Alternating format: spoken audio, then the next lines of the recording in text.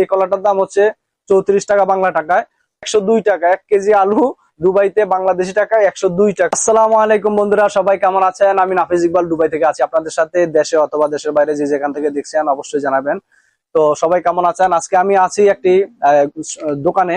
এই দোকানে আমি দেখাবো দ্রব্যমূল্য, অর্থাৎ বাংলাদেশের সাথে এই দেশের সাথে দ্রব্যমূল্যের ডিফারেন্সটা, বা এই দেশে কি পরিমাণে দাম আর বাংলাদেশে কি পরিমাণে দাম জানাবো।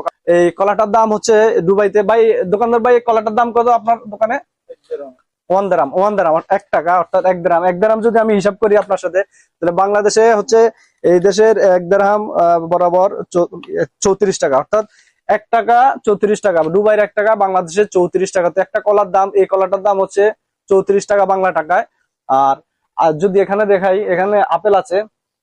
এদেশে হচ্ছে যে আপেল দুই রকমের বিক্রি হয়, পিস হিসাবে বিক্রি হয়, কেজি হিসাবে বিক্রি হয়। ভাই 1 পিস আপেল কত করে বিক্রি করেন আপনারা? 1 দিরহাম। এটা হচ্ছে